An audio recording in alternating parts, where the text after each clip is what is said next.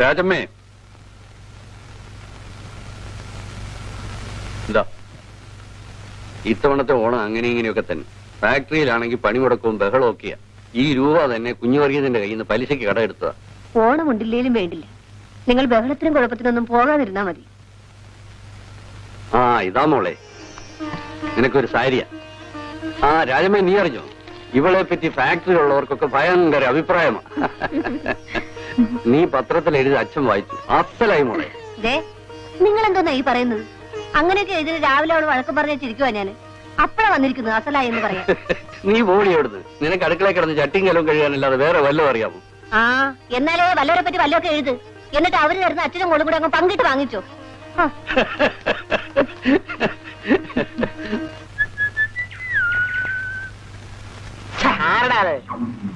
എന്താടാ പെറുക്കി? ഞാനൊരുത്തിനകത്ത് പെറുക്കുന്ന കണ്ടൂടെ? എടാ എല്ലാരും കൊണ്ട് ഇതിനകത്ത് കൈയിടാനേ എന്റെയോ നിന്റെയോ തന്ത പോലും ഇതിനകത്ത് ഉണ്ടാക്കി വെച്ചിട്ടുണ്ടോ?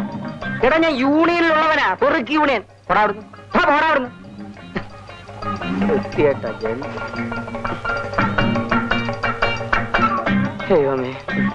അയ്യോ, എല്ലാവന്മാരും വലിയ വീട്ടിലാ താമസം. ചപ്പും ചവണും കുറ്റിയെ കൊണ്ടുവന്നിട അതിമാര് പുഴുങ്ങി തിന്നുവാണോ? രാവിലെ 10 വീതം കൈനീട്ടം കിട്ടിയില്ല. വല്യവന്മാരോ അയ്യേ, മേലൽപ്പ വൃത്തികേടായെങ്കിലും രാവിലെ ഒരു കോള് കിട്ടി. വൈപ്പിൻ കറി ആയിരിക്കല്ലേ.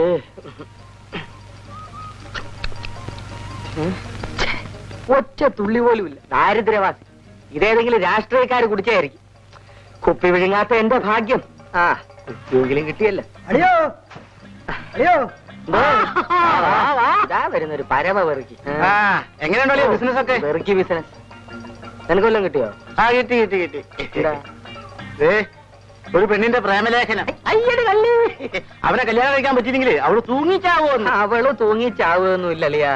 ആത്മഹൂതി ചെയ്യുമെന്ന് എഴുതി വെച്ചിരിക്കുന്നത്. ഒരു ഹൂതിയും ചെയ്യില്ല. അവള് വേറെ കല്യാണം കഴിച്ചാണ്, അല്ലെങ്കിൽ വേറെ വല്ലവന്റെ കൂടെ ഇറങ്ങി പോയി കാണും. പൊറുക്കിത്തരം കഴിക്കരുത് കേട്ടോ. നമ്മള് പെറുക്കികളല്ലേ. ഞാൻ യൂണിയനിൽ കംപ്ലൈന്റ് ഞാൻ പറഞ്ഞേക്കാം. എന്തെങ്കിലും പറ്റിയ ഇത് കണ്ടോ? അതെ, 1/2 ഏക്കറില്ല. നന്നായി പോയി.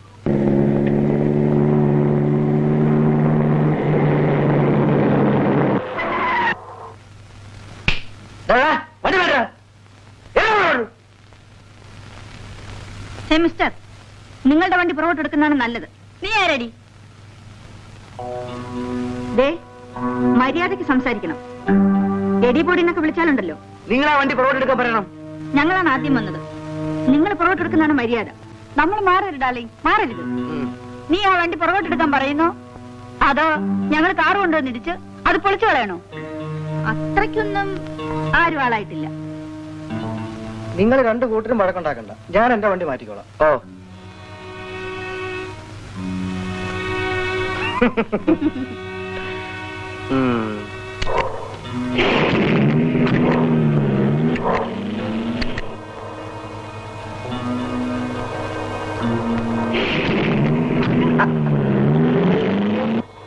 ആളിനെ മനസ്സിലായോ?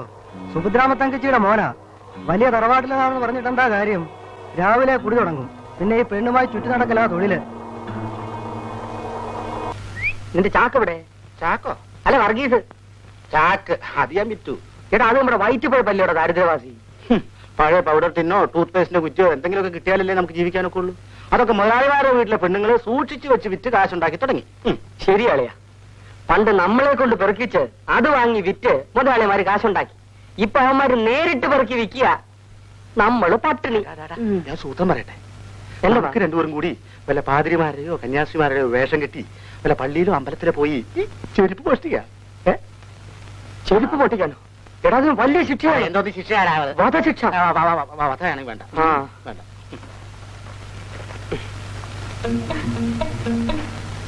എടാളിയാ ഇത് കണ്ടോ? കുട്ടിയെ തട്ടിക്കൊണ്ടുപോയവൻ 5 ലക്ഷം രൂപ പ്രതിഫലവും വാങ്ങി ഓടി രക്ഷപ്പെട്ടു. കൊള്ളാം, അവനാണ് മിടുക്കൻ. അളിയാ ഒരു ഐഡിയ. നമുക്ക് സ്കൂളിൽ ചെന്ന് പിള്ളേരെ തട്ടിക്കൊണ്ടു പോവാം. അത് ശരിയാ. അങ്ങനെയെങ്കിലും എനിക്കൊന്ന് സ്കൂളിൽ പോകാമല്ലോ. പഠിപ്പിക്കാനായിരിക്കും. കണക്ക് ഓരോ കുട്ടിക്കും 5 ലക്ഷം രൂപ. കേരളത്തിൽ എത്ര സ്കൂളുകളുണ്ട്? 1 ലക്ഷം. എത്ര കുട്ടികൾ പഠിക്കുന്നുണ്ട്? 3 ലക്ഷം. 5 × 3 എത്ര? 13 ലക്ഷം. 13 ലക്ഷം രൂപ നമുക്ക് കിട്ടും. പോയി പിന്നെ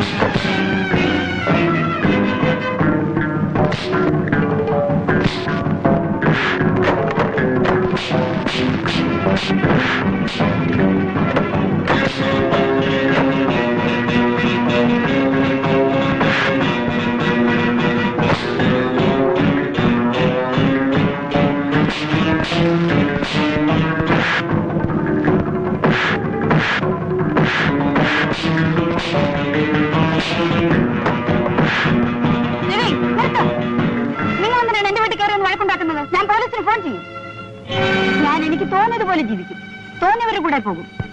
നിങ്ങളാരെ ചോദിക്കാൻ? ഭാര്യമാര് ഭർത്താക്കന്മാരെ ഉപേക്ഷിച്ചു പോകുന്നു.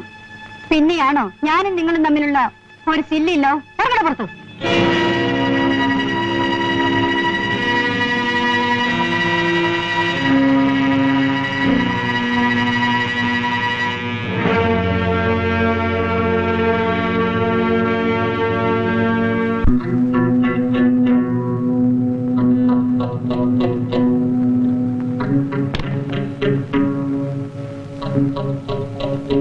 നിങ്ങൾ എന്തിനാണ് എന്റെ വീട്ടിൽ കയറി ഒന്ന് വഴക്കുണ്ടാക്കുന്നത്? ഞാൻ പോലീസിന് ഫോൺ ചെയ്യും.